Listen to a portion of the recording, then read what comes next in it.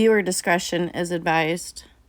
Hi everyone, I hope you're doing well. Today's video is on the Amityville house. The house, originally located at 112 Ocean Avenue, later changed to 108 Ocean Avenue in a failed attempt to deceive sightseers, was built in 1924 by John Moynihan. In the 1960s, it was bought by the Riley family and sold to the DeFeo family later in the decade.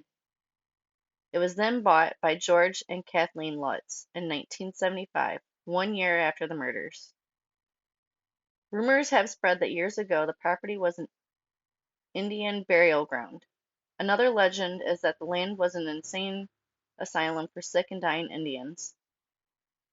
Seth Purdy of the Amityville Historical Society says that none of that is true. He also says the water table is too high to support a graveyard. The property is on the bank of a river. For a long time, it's been said that a witch from Salem by the name of John Ketchum owned land right across the street. GhostHauntings.org did a lengthy investigation and learned that a John Ketchum did live nearby, but according to our findings, it's not the same John Ketchum that was well known during the Salem witch trial era. Rumors suggest that John Ketchum practiced witchcraft on that property, and the Red Room, located in the basement of the house, was somehow haunted by his spirits.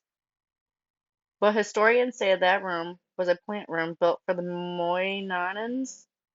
The murders.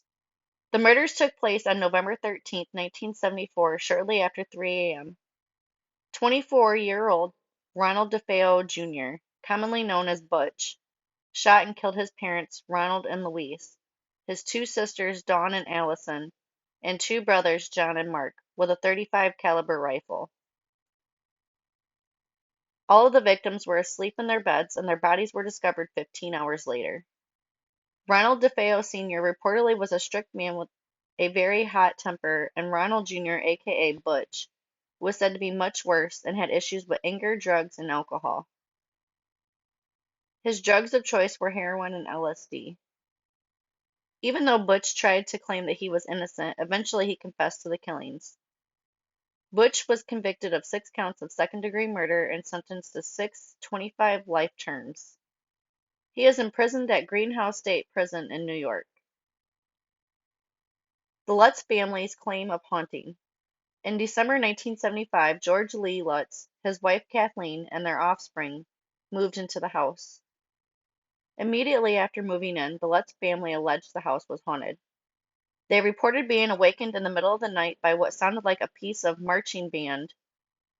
Miss Lutz claims that while she looked in the mirror, she saw an extremely aged version of herself looking back at her. She also reported of being awakened during the night by an entity laying on top of her, leaving her paralyzed for several minutes, and on another occasion being levitated by some unknown force above her bed. The Lutz also reported green slime oozing from keyholes. One bedroom was always infested with flies, and looking out the bedroom window to see a pig floating in the air with bright red eyes. The Lutz also claimed that while sitting downstairs, they also heard footsteps coming from the upstairs bedrooms when no one was up there, and one incident of a face outside with glowing red eyes peering in the living room window at them. George threw an object at it, and it ran away squealing like a pig. Mr. Lutz then contacted Dr. Stephen Kaplan, said to be a well-respected Long Island parapsychologist, to visit the house.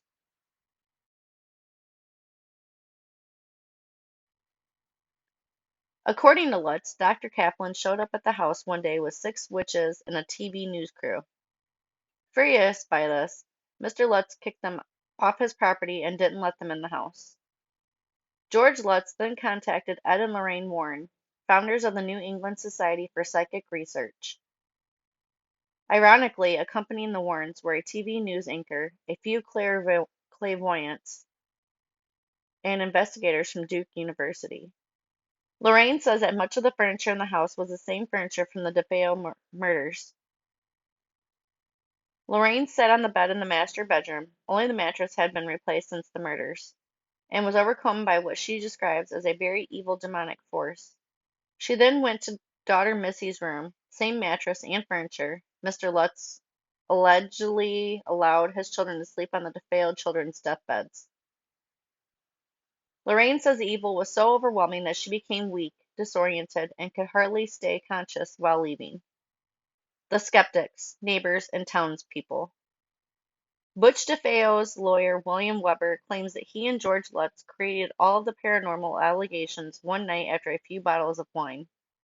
George Lutz claims that is false and that Weber is saying that because he wanted to write a book about the hauntings and make money, but was beaten to it by J. Anderson, The Amityville Horror by J. Anderson. The local newspaper printed a story claiming that the Lutz admitted whole story was a hoax. The story also claims that George and Kathleen Lutz even admitted that they conspired the hoax out of fascination of the famous movie The Exorcist. Oddly, though, it turns out that the reporter that wrote that article was the police chief's son. Some say they printed that around this story in an attempt to get rid of vandals and sightseers. Dr. Stephen Kaplan, the parapsychologist Lutz kicked off his property, alleges it was all a hoax and that Lutz's paranormal claims are the result of him reading many books about demonic possession.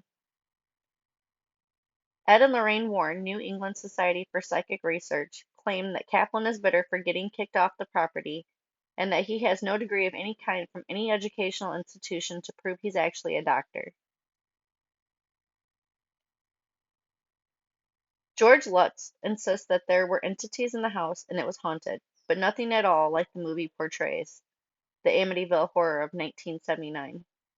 In 2005, Lutz filed a libel suit against Dimension Films and Metro-Goldwyn-Mayer, the makers of the 2005 remake, claiming that he was misrepresented in the movie and defamation of character. In the 7 hours that I spent researching the story, I did not find any documentation that anyone from the Lutz family ever admitted that the whole thing was a hoax. In fact, I even saw documentation that George and Kathleen took a polygraph test and passed. The occupants of the house at 108 Ocean Avenue, formerly 112, of today, are very private and want to be left alone.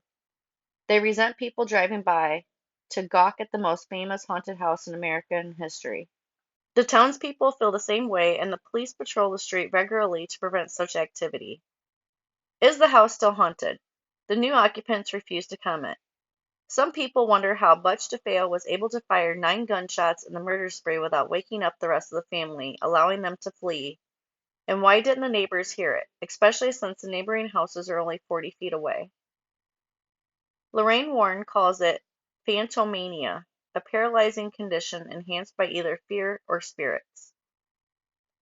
Incidentally, during the research of this story, I learned that George Lee Lutz passed away of natural causes on May 8, 2006 at the age of 59. So upon doing further research, I come across another article, and it says The Real Amityville Horror, Chilling Facts About the Crime and Haunted House. 5 people were murdered at the Long Island residence in 1974, and frightening tales about the home continue to spook. 30 miles outside of New York City, nestled in the Long Island town of Amityville, stands the house forever linked to the Amityville horror phenomenon. On November 13, 1974, the estate was a scene of mass murder. Using a .35 Marlin rifle, 23-year-old Ronald J. DeFeo Jr. murdered his entire family while they were asleep, which included his parents and 4 siblings. 13 months later, the Lutz family purchased the home at a drastically reduced price of $80,000 due to the murders, but only lasted 28 days before leaving it. Their spine-tingling tales of paranormal activity are what propelled the legend of the Amityville Horror and spawned a torrent of books, documentaries, and films. The Lutz family experienced supernormal activity. Stepfather George Lutz had a history of dabbling in the occult. George was said to wake up at 3:15 a.m. every morning, which was around the time Ron carried out his murders. The Lutz family claimed to smell strange odors, see green slime oozing out of the walls and keyholes, and experience cold spots in certain areas of the house. When a priest came to bless the house, he allegedly heard a voice scream out, "Get out!" He told the Lutzes to never sleep in that particular room in the house. Other paranormal activity. A nearby garage door opening and closing, an invisible spirit knocking a knife down in the kitchen, a pig-like creature with red eyes staring down at George and his son Daniel from a window. George waking up to his wife Kathy levitating off their bed, sons Daniel and Christopher also levitating together in their beds. Many question the validity of the Lutz's story. After telling their story, George and Kathy took a lie detector test to prove their innocence. They passed. The couple was bogged down in legal and financial issues, which prompted skeptics to believe they had the motive to create a fantastical story to sell to the public. The Lutz's former lawyer, William Weber, who fell out with them over money issues, came out in 1979 claiming the three of them came up with the horror story over many bottles of wine. Son Daniel, who lives a quiet life in Queens, New York, as a stonemason, claims the house ruined his life and that he continues to have nightmares to this day. Murderer Ron, who at the time the story was wrote anyways, was still alive and serving 6 25-year life sentences at a New York correctional facility, claimed he heard voices urging him to kill his family. He has since changed his story multiple times. The Amityville house still stands with a new address. The Amityville house officially sold in February 2017 to an undisclosed owner for $605,000, which was $200,000 less than the original asking price. It had been previously owned by 4 other families since the murders, one of which had the address changed to 108 Ocean Avenue.